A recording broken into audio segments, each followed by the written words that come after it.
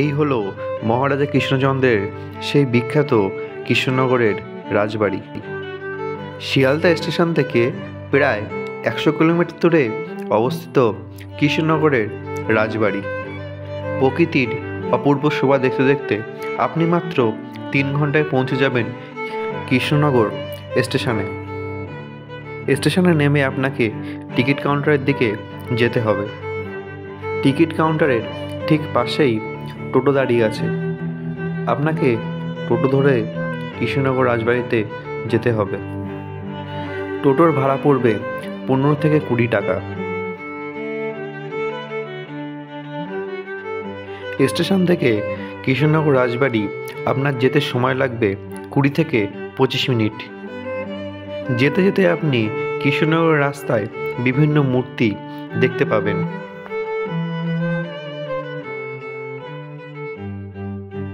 এই হলো জলঙ্গি নদী। কৃষ্ণনগর রাজবাড়ির পাশ দিয়ে ঠিক বয়ে যাওয়া এই নদী হলো জলঙ্গি নদী।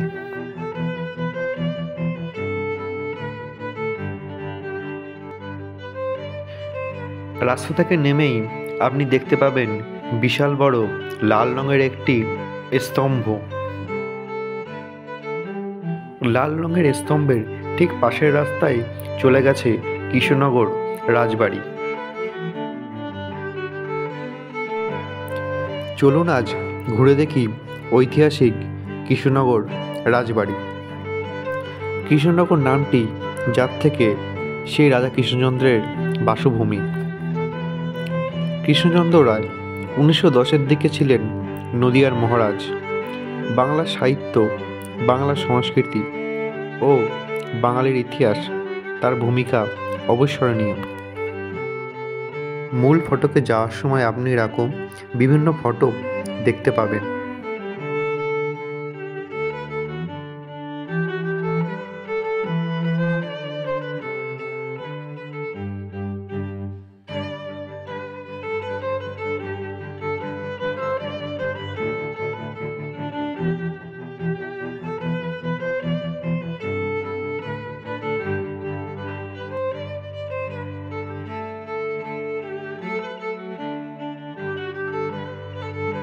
চলুন এবার রাজবাড়ির মূল ফটকের দিকে যাওয়া যাক। মহারাজা কৃষ্ণচন্দ্রের তার সভাতেই একসময় থাকতেন হাসির রাজা গোপাল ভাঁড়। এখানে বিভিন্ন অনুষ্ঠান হয়, যার মধ্যে উল্লেখযোগ্য হল জগদ্ধাত্রী পুজো। জগদ্ধাত্রী পুজো এই সময় রাজবাড়ি খুব সুন্দরভাবে সাজানো হয় এবং জনসাধারণের জন্য রাজবাড়ি খোলা থাকে।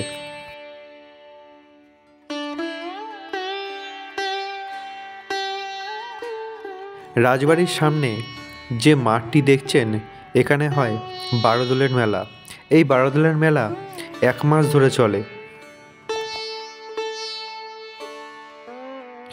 এই হলো মূল ফটক। মূল ফটকের সামনে দেখুন কামান রাখা আছে ও বিভিন্ন ডিজাইন করা আছে।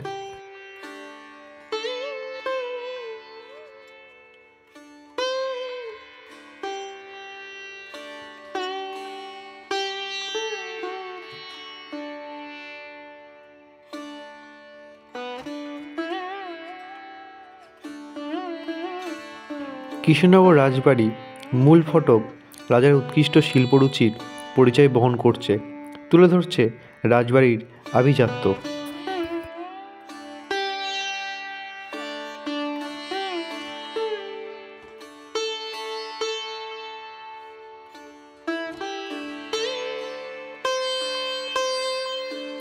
মূল ফটকের ঠিক সামনে মাথা উঠিয়ে আছে কামান, যা মহারাজা কৃষ্ণচন্দ্রের প্রতিপত্তির নিদর্শন।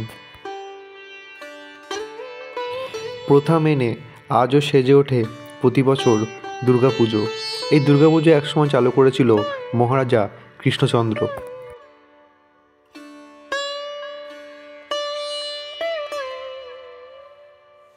একসময় এই রাজবাড়িতেই যাতায়াত ছিলেন গোপাল ভাঁড়ের, অর্থাৎ গোপালচন্দ্র প্রামাণিকের, যা সময়ের সাথে সাথে মানুষের কাছে অতি পরিচিত।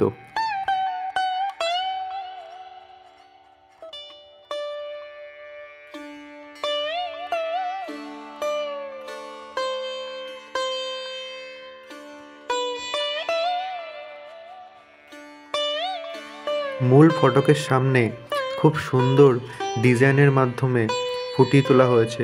দেখুন কি অপূর্ব ডিজাইন করা হয়েছে এখানে।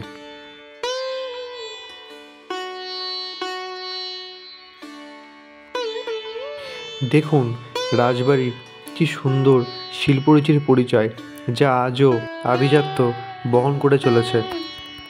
কৃষ্ণনগর যেমন মহারাজা কৃষ্ণচন্দ্রের ও গোপাল ভাঁড়ের জন্য বিখ্যাত, ঠিক তেমনই এখানে মাটির কাজের জন্য বিখ্যাত। চলুন কৃষ্ণনগরের কিছু বিখ্যাত মাটির কাজ দেখা যাক। রাজবাড়ি থেকে আপনি 10 থেকে 15 মিনিটের মধ্যে পৌঁছে যাবেন ঘূর্ণি অর্থাৎ পুতুলপট্টিতে। ঘূর্ণি অর্থাৎ এখানে কিন্তু জগৎজোড়া বিখ্যাত মাটির কাজ। এখানে আপনি সমস্ত রকমের মূর্তি পেয়ে যাবেন। দেখুন কি সুন্দর রামকৃষ্ণদেবের মূর্তি তৈরি করা হচ্ছে।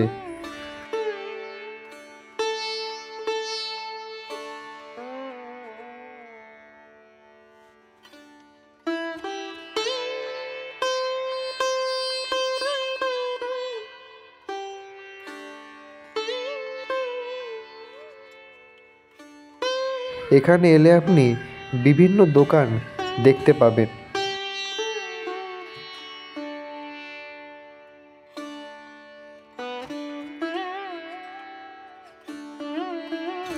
দেখুন কি সুন্দর ডিজাইন করা মূর্তিগুলি।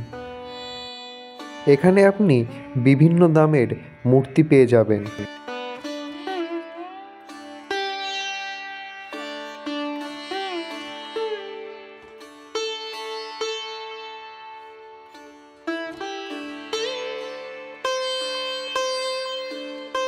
দেখুন মাটির তৈরি সবজি, আপনি সামনে থেকে দেখলে বুঝতেই পারবেন না এগুলি মাটির তৈরি। দেখুন কি সুন্দরভাবে করা হয়েছে।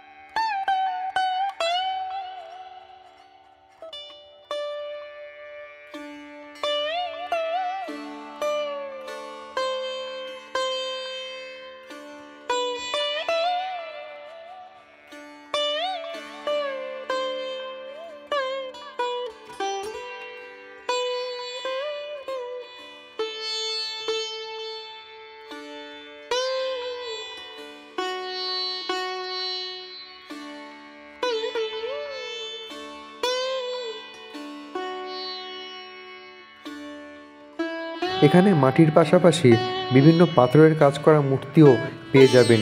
এছাড়াও এখানে অর্ডার অনুযায়ী বিভিন্ন মূর্তি তৈরি করে দেওয়া হয়।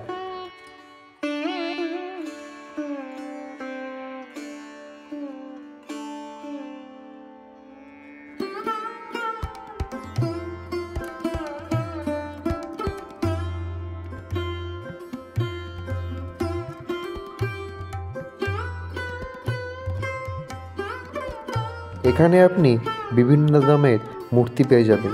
দেখুন 30 টাকা দিয়ে কি সুন্দর বৌদ্ধ মূর্তি, আর 80 টাকা দিয়ে রং বেরঙের হাতি। দেখুন 1200 টাকায় শ্রীরামকৃষ্ণ ও সারদা মায়ের মূর্তি।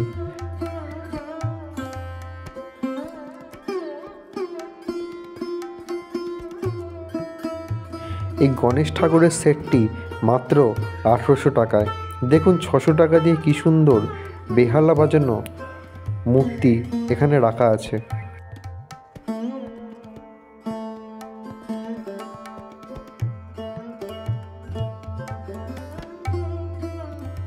দেখুন মাটির তৈরি সম্পূর্ণ প্রজাপতি এবং টিকটিকি। 40 টাকা দিয়ে আপনি জোড়া পেয়ে যাবেন। এছাড়াও 80 টাকা দিয়ে আপনি টিকটিকির জোড়া পেয়ে যাবেন। এছাড়া এখানে বিভিন্ন ফলও কিন্তু মাটির তৈরি।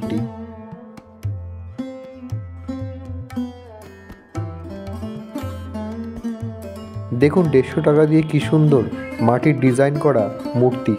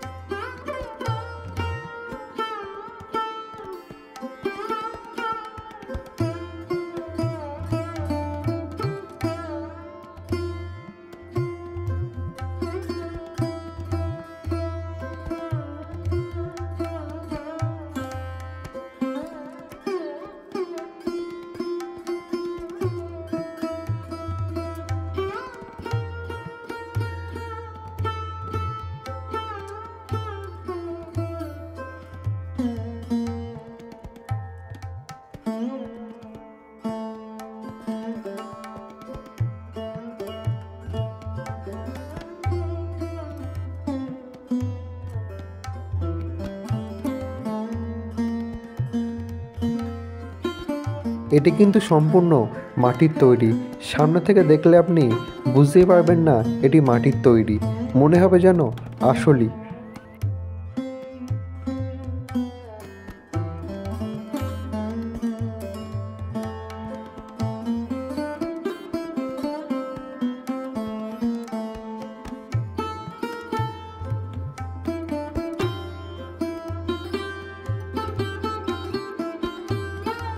দেখুন পাথরের তৈরি বিভিন্ন কারুকার্য। এখানে আপনি বিভিন্ন পাথরের তৈরি মূর্তি পেয়ে যাবেন।